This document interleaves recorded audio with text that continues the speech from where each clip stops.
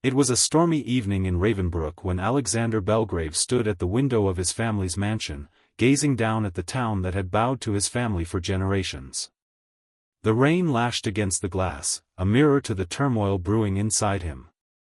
The Belgrave name was synonymous with power and wealth, their influence woven into every corner of Ravenbrook. Their stone mansion, towering above the town on Prosperity Hill, symbolized everything the Belgraves stood for: dominance, legacy, and control. The Belgrave National Bank, built at the heart of the town, stood as a monument to their reign. It wasn't just a bank, it was the town's heartbeat, its lifeblood. In its halls, fortunes were made, fates were sealed, and families lived and died by the whims of the Belgraves. Alexander's father, Henry Belgrave, had taught him everything he knew about business and power. "Power is control, and control is wealth," Henry would say, as they strolled the marbled halls of Belgrave National after hours. "You hold the purse strings, you hold the town." At 35, Alexander had inherited the mantle of heir apparent, groomed for a legacy he never wanted.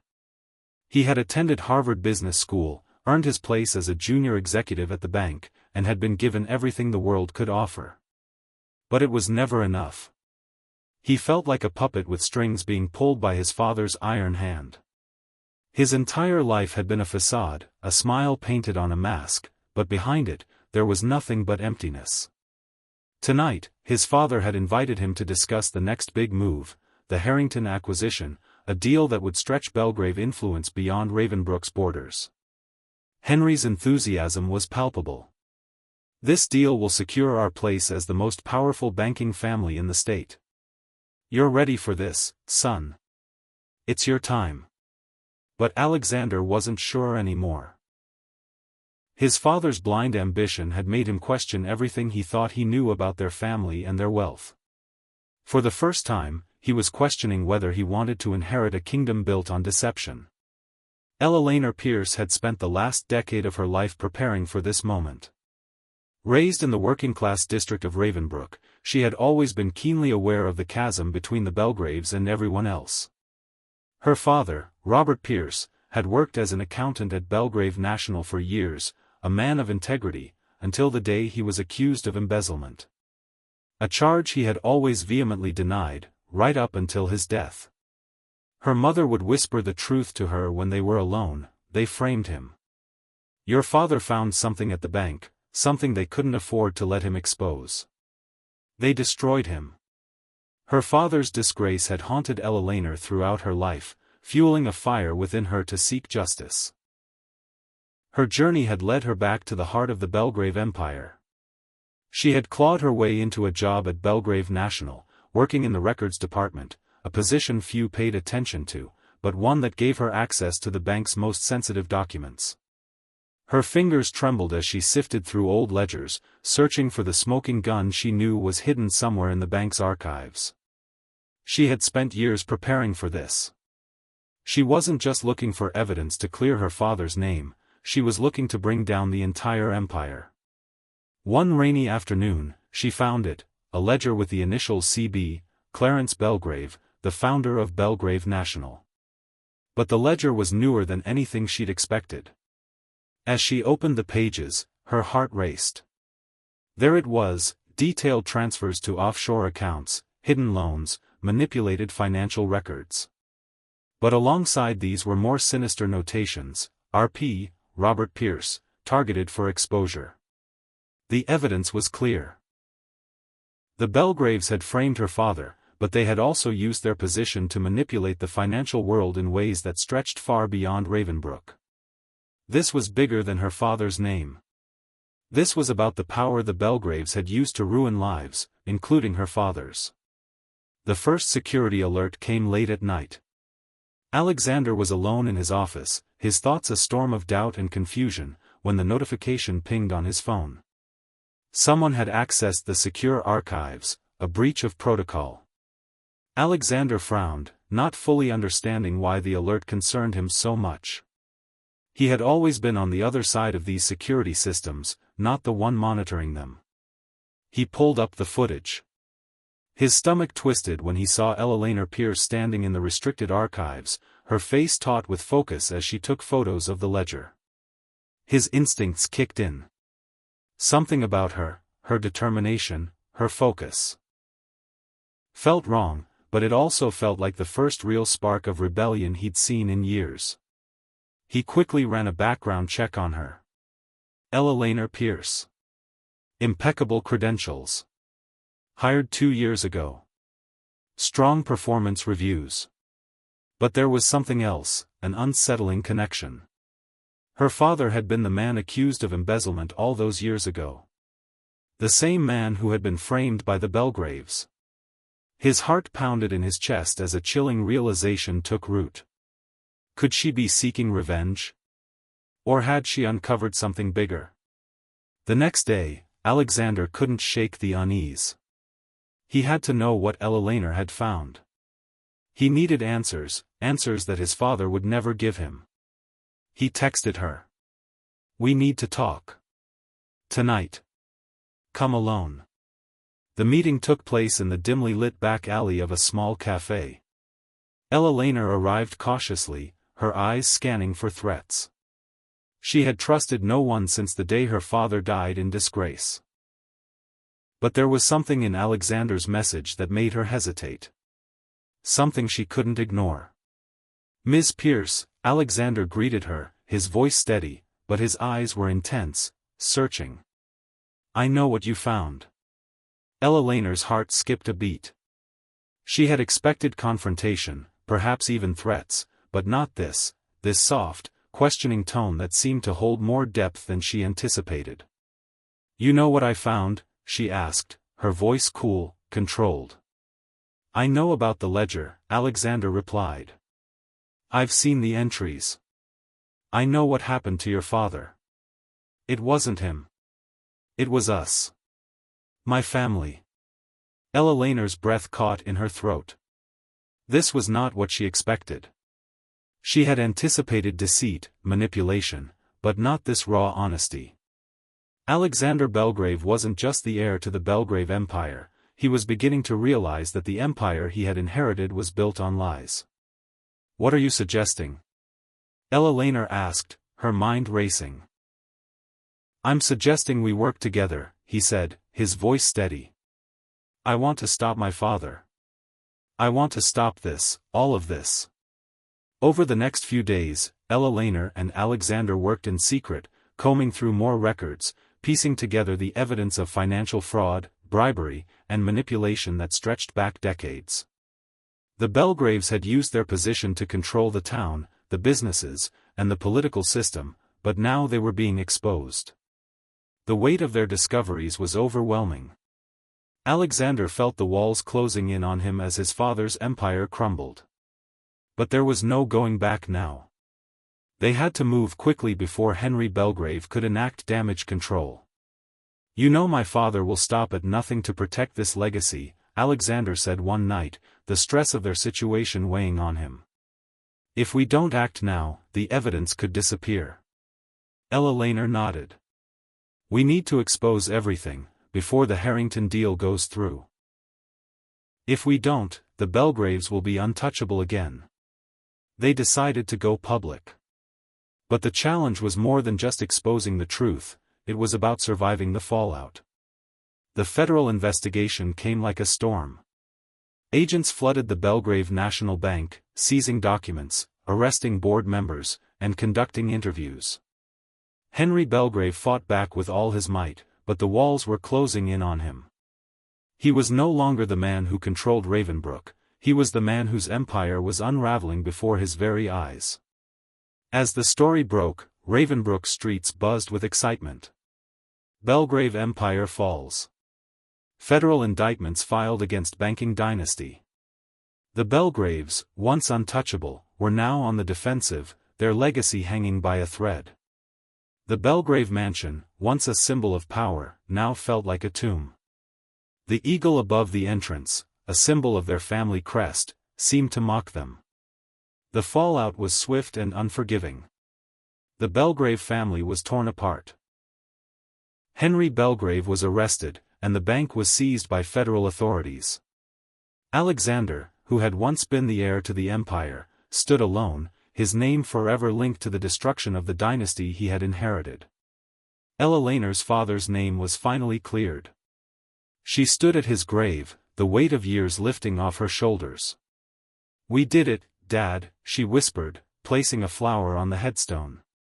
Alexander stood beside her, his expression softer than it had been in years. The Belgrave Empire was gone. But in its place was something new, something born of truth and justice. In the months that followed, Alexander and Eleanor worked together to create the Pierce Foundation, a non-profit dedicated to fighting corporate fraud and supporting whistleblowers. They used the remnants of Alexander's personal fortune to fund the foundation, offering legal support to those who had been wronged by powerful corporations like the Belgraves. As the foundation grew, so did their bond. They had both sacrificed everything, Alexander his family's name, Eleanor her revenge, for a new purpose, one founded on integrity and truth. "Legacies aren't inherited," Eleanor said one evening as they sat in her father's old home, looking out over Ravenbrook. "They're chosen, every single day." Alexander nodded, a sense of peace settling over him. For the first time in his life, he was making his own choices.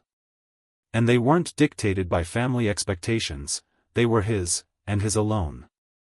Ravenbrook was changing, and with it, the Belgrave legacy was being erased from every corner of the town. The grand facade of the Belgrave mansion, once a symbol of untouchable power, now stood as a grim reminder of how fragile empires were, especially those built on lies and corruption. But it wasn't just the Belgraves who felt the shift. The town itself, under the weight of the Belgraves' decades-long grip, was also undergoing a transformation. New businesses began to spring up where once only the bank and the Belgraves-approved ventures thrived. The mayor's office, once a puppet to the Belgrave will, now found itself with a new sense of freedom. But with that freedom came uncertainty. People weren't sure what to make of this new Ravenbrook. For the first time in decades, they could breathe without the oppressive weight of the Belgraves' control hanging over them. But what would they build now? And who would lead them? Alexander found himself standing on the edge of a precipice, watching as the world he knew crumbled beneath his feet. As much as he felt a sense of relief, a part of him couldn't ignore the emptiness that followed. His family, his history, had been his entire identity, until now. But what was left of him? Who was Alexander Belgrave without the bank, without the legacy of power and control? He often found himself questioning the path he had chosen. The truth had come at a steep price. His family was destroyed, the wealth they had accumulated over generations lost in a blink of an eye. Even his relationship with his mother, Evelyn Belgrave, had become strained beyond repair. She refused to speak to him, accusing him of betraying their bloodline, of undermining everything they had worked for. "Do you really think the world will be better off without us?" she had asked him bitterly when they last spoke. "Your father built this town. Your grandfather built it, and you've thrown it all away. For what?" For the first time, Alexander didn't have an answer. His world was in chaos, and the truth, as liberating as it had been, had left him adrift. Despite the triumph of exposing the Belgraves, Eleanor was not without her own inner turmoil. She had cleared her father's name, yes. But in doing so, she had torn apart a legacy built on years of power and deceit. For years, she had watched as the Belgraves operated above the law, wrecking lives without consequence. The thought of seeing them pay for their crimes should have been a victory.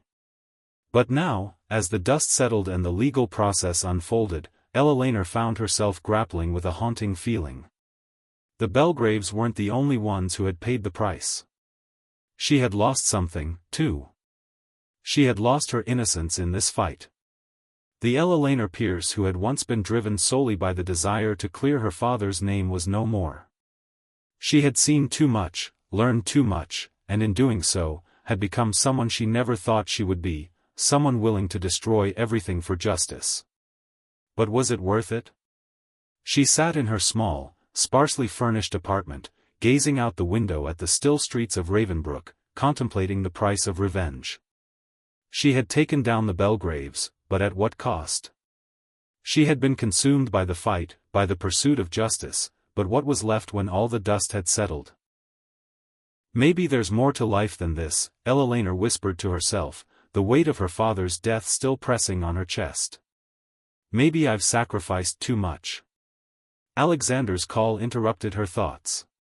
Eleanor, I need to see you, he said. His voice was strained, full of an emotion she couldn't quite read. Can we meet?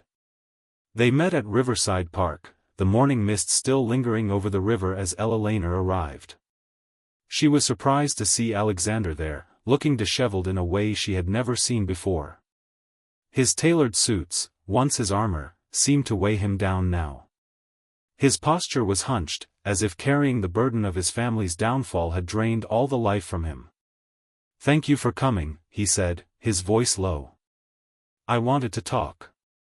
About everything. Eleanor studied him carefully.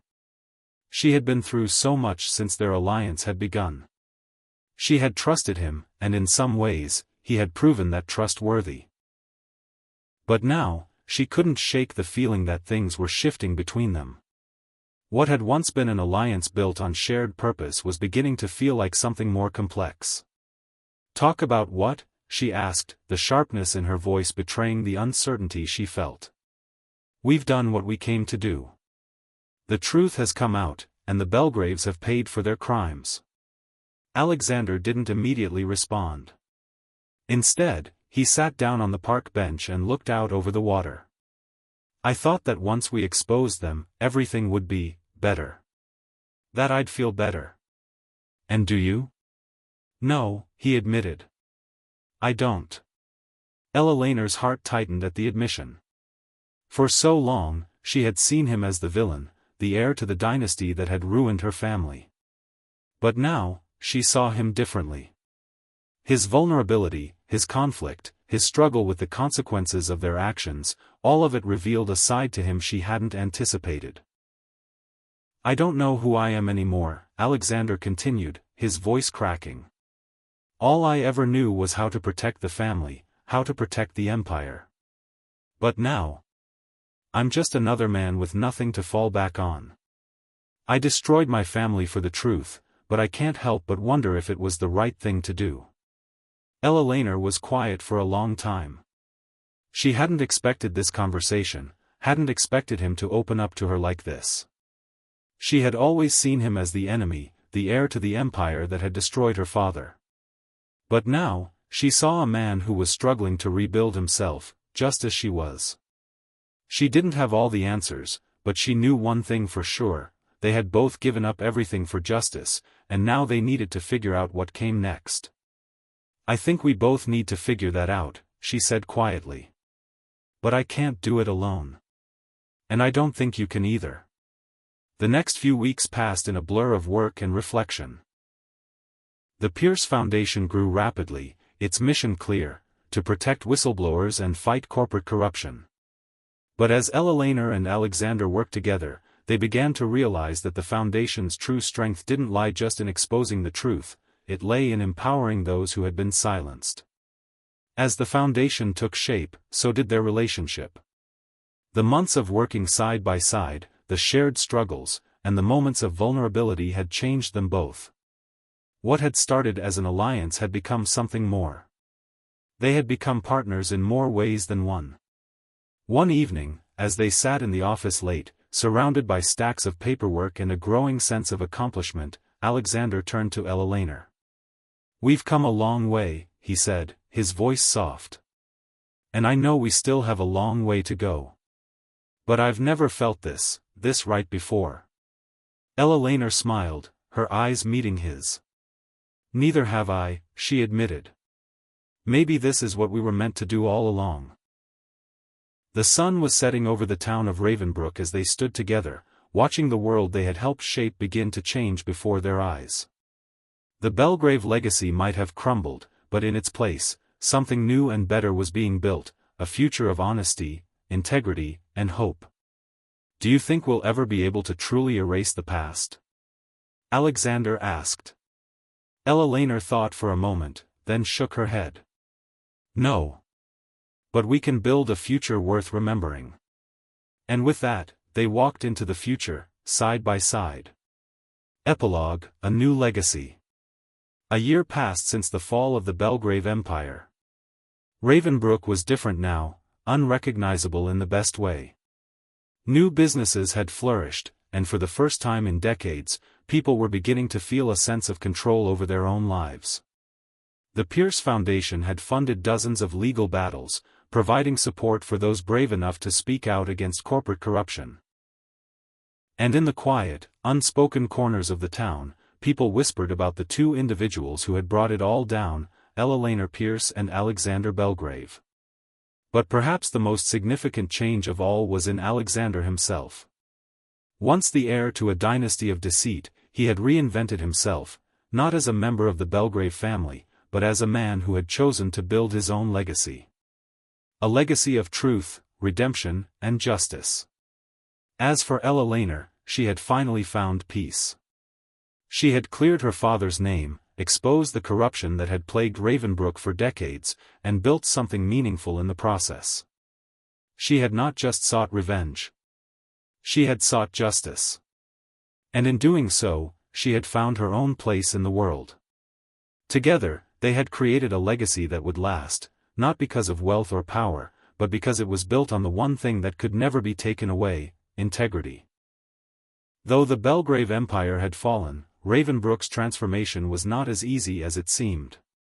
There were still remnants of the old guard, people who had benefited from the Belgrave's control, from businesses to local politicians, who weren't willing to let go of the power the Belgraves had cultivated over decades. A small, secret meeting was taking place in a dimly lit back room of the Ravenbrook Country Club, a place where deals were made quietly, far from the public eye. A group of influential town figures, some with ties to the Belgraves, had gathered to discuss their next move. "I'm not ready to let this town slip into chaos," Mayor Thomas Grayson said, his voice low. He had been a loyal ally to the Belgraves for years. "We need a strong hand, someone with experience, to step in and maintain order." "But the Belgraves are gone," someone protested from across the table. "We can't bring them back." "We don't need them back," Grayson said, leaning forward. "We just need to find someone capable of filling their shoes. Alexander Belgrave may have betrayed his family, but he's still their heir. We need to bring him back into the fold." The room fell silent. It was an idea that sent a shiver through the room.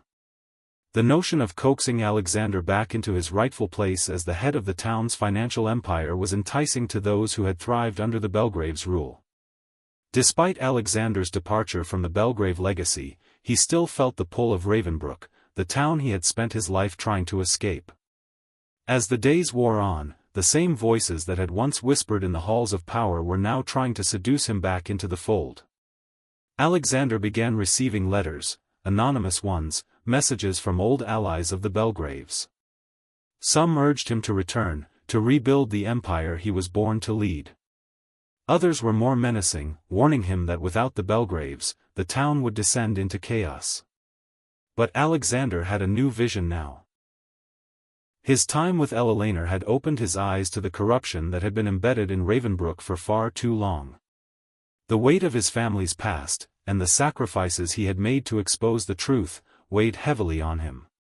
He had to face the fact that he could never return to the man he had been, even if it meant losing the only family he had left. But his resolve would soon be tested when the pressure to rebuild the Belgrave legacy grew overwhelming. One evening, Alexander found himself standing outside the now seized Belgrave mansion, staring up at the structure that had once felt like home. He could hear his father's voice in his mind, urging him to take back what was rightfully his. Eleanor was with him, and she could feel his conflict. She knew the ghosts of his past would not let him go easily. "Alexander," she said softly, placing a hand on his arm, "this place doesn't have to define you. You don't need to prove anything to anyone. The town can move forward without the Belgraves." He nodded slowly, but the weight of his family's legacy felt unbearable. "I don't know how to escape it, Eleanor. It's a part of me. I can't erase it. I don't even know who I am without it." You are more than your last name, Elelena replied, her voice firm. We're building something new here. Together. Just when Alexander and Elelena thought they could breathe, their efforts to create a new Ravenbrook were derailed by a betrayal. A former ally of the Belgraves, someone Alexander had once trusted, had begun leaking information to the press about the Foundation's activities. It wasn't long before a smear campaign was launched, one designed to undermine their work and discredit them in the eyes of the public. The media painted them as opportunists, using the fall of the Belgraves to line their pockets. They accused Alexander of trying to reclaim his family's wealth and power under the guise of reform. The pressure mounted as whispers of corruption began to circulate about the Pierce Foundation itself, claiming it was nothing more than a front to exploit the collapse of the Belgrave Empire for personal gain. The betrayal cut deep. For Elelena, it felt like a personal attack.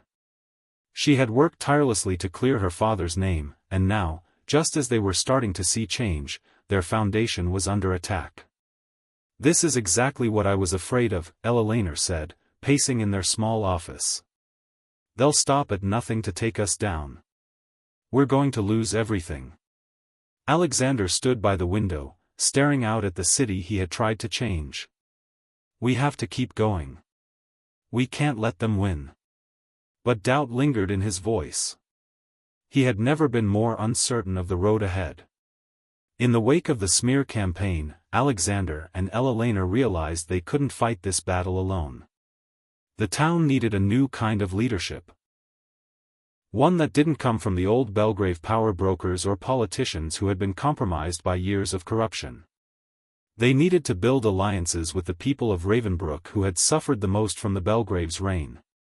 They sought out former allies, business owners, civic leaders, and activists, who had long resisted the Belgrave influence.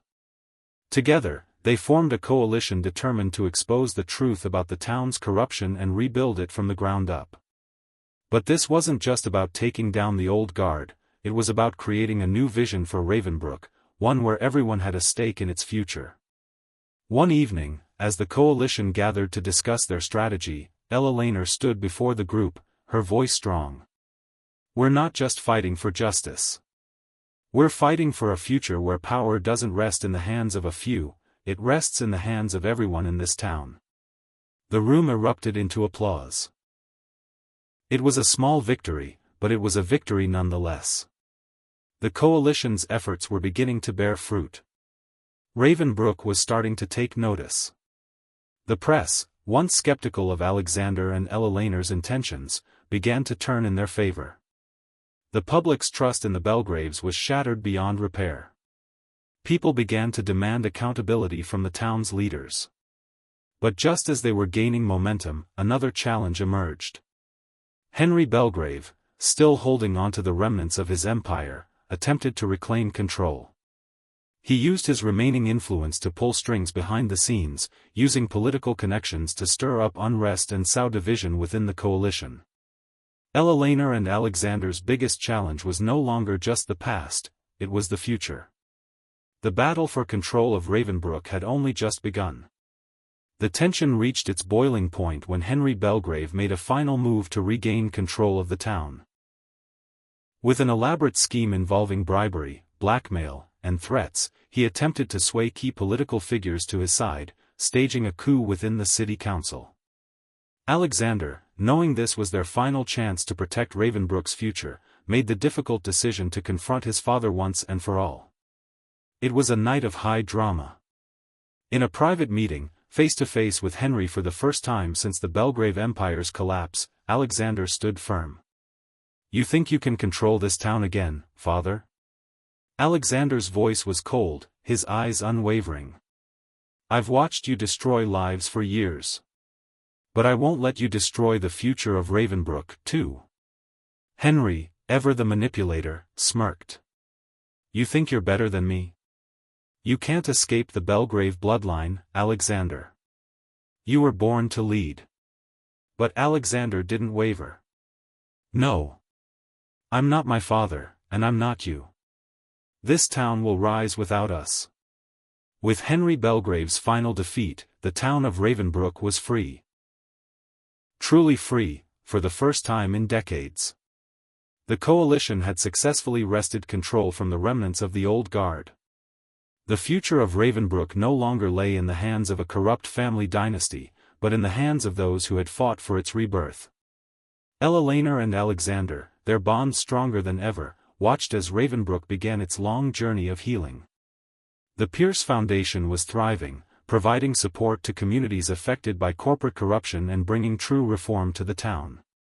As the sun set over Ravenbrook, the town began to look different, not just in its skyline, but in the hearts of its people. Ravenbrook was no longer a place defined by power and control, it was a place of hope, of second chances.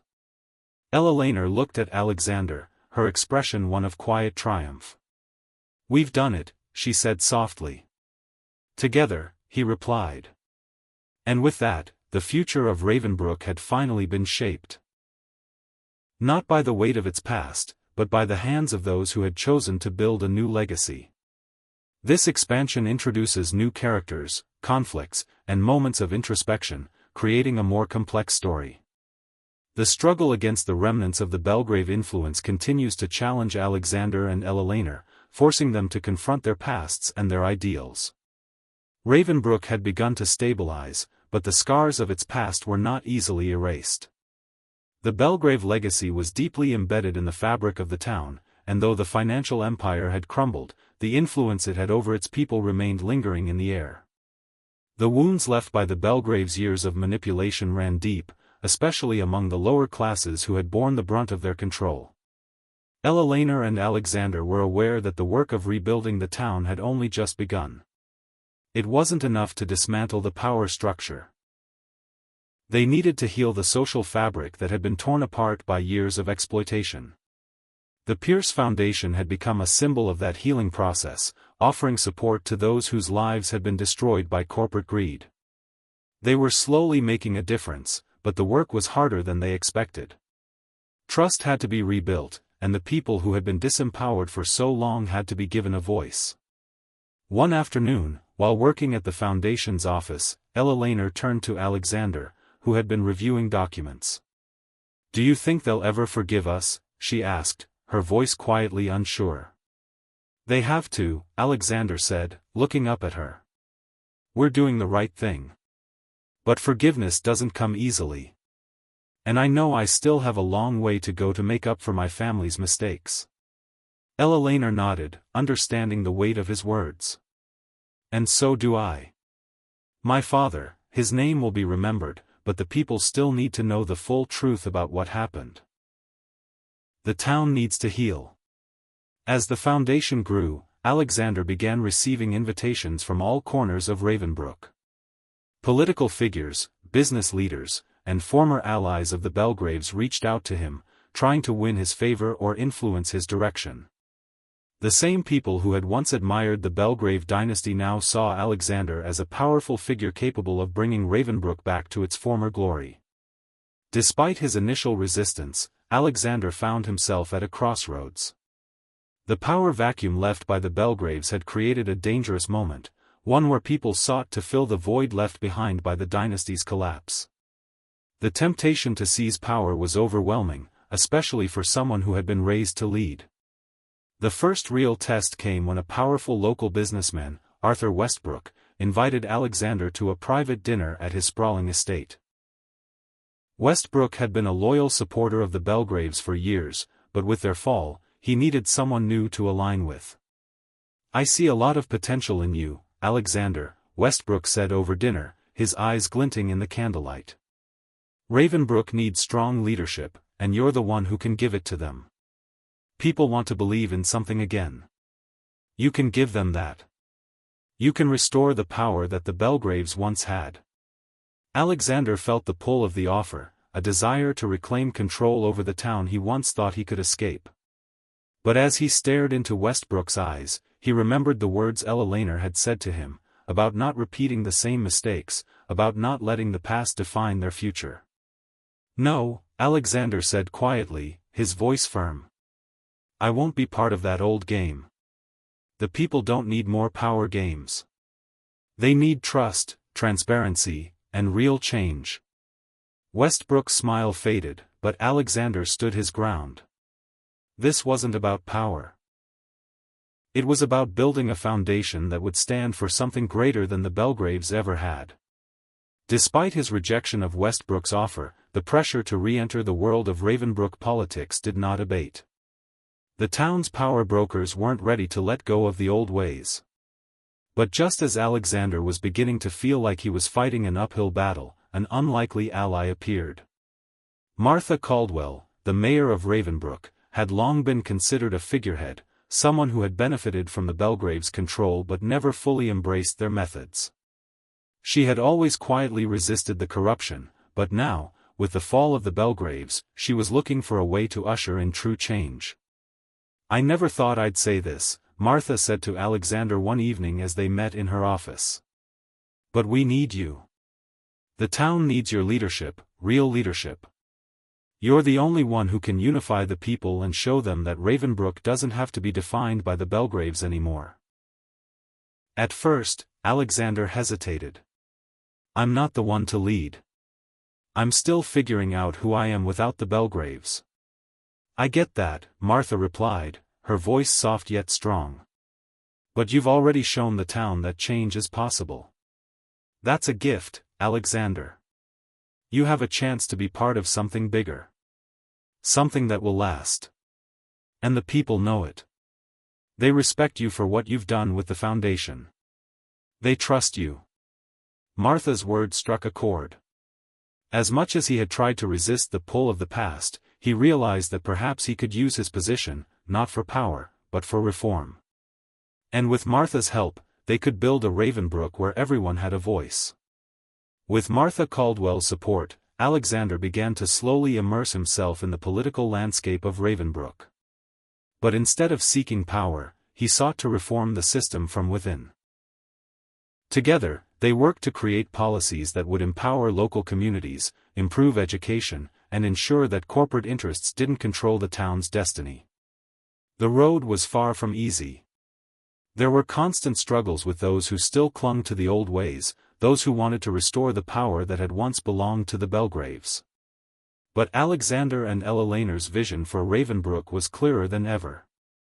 They were building something for the people, something that would last. They focused on sustainable growth, local business support, and transparency in government. The town's citizens began to feel a renewed sense of ownership in Ravenbrook. The sense of unity they had lacked under the Belgraves was slowly being rebuilt. But not everyone was happy with the changes. Westbrook, and a few others who had once enjoyed the Belgraves' patronage, began to grow restless. They had been accustomed to power, and now, they saw their influence slipping away. Westbrook, in particular, began to push back, attempting to discredit Alexander and his efforts. Westbrook's retaliation came in the form of a public smear campaign. He used his influence with the press to paint Alexander as a puppet of the Pierce Foundation, accusing him of using his political position for personal gain. The town was divided once more. While many saw through Westbrook's tactics, there were still those who had trusted the old guard. The media frenzy escalated, and soon, even Alexander's closest allies began to question his decisions. The old wounds of Ravenbrook hadn't healed as quickly as they had hoped. In the midst of this, Alexander faced his greatest test. The Foundation's resources were being stretched thin, and the work they had done so far seemed to be on the verge of unraveling. The strain of being constantly attacked, both publicly and privately, began to wear on him. Ella Laner, ever the steady hand, saw through his struggles.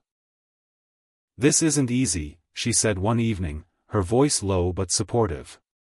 "But we've come this far. We can't let them win now." Alexander nodded, taking her hand. "You're right. We've sacrificed too much to give up now." The conflict between the new Ravenbrook and the remnants of the old guard came to a head when Westbrook, in a final attempt to regain his influence, orchestrated a series of public protests, accusing Alexander of being corrupt. The protests became violent, as agitators hired by Westbrook incited chaos in the streets. The tipping point came when Alexander was forced to confront the protesters in a public address, making it clear that his intentions were not only pure but also focused on the future of Ravenbrook. "This town is ours," he declared, his voice firm and clear. "We won't let it fall back into the hands of those who've tried to control it. We've fought for justice, for a future where power is not held by a few, it's held by everyone." The crowd went silent, and for the first time, Alexander realized that he was no longer fighting for the Belgrave's legacy. He was fighting for a new future. And the people of Ravenbrook were with him. The protests finally died down, and Westbrook, with his power over the town, began to lose influence. The people, inspired by Alexander's leadership, chose to rally behind him and his vision for a more equitable future. Ravenbrook had finally begun to heal. The streets that once bore the weight of the Belgrave name now reflected the hope of its people. The Pierce Foundation continued its work, funding education programs, supporting local businesses, and empowering those who had been left behind for too long. For Alexander and Ella Laner, the battle had been long and difficult, but in the end, they had succeeded in reshaping Ravenbrook's destiny. And as they stood side by side, looking out over the town they had fought to save, they knew they had built something that would last. Not just for them, but for future generations. Ravenbrook was free. These additional chapters continue to explore the political and emotional evolution of both Alexander and Ella Laner as they navigate the challenges of reshaping Ravenbrook. They confront their own pasts, push against the remnants of the old guard, and ultimately become leaders of a new era.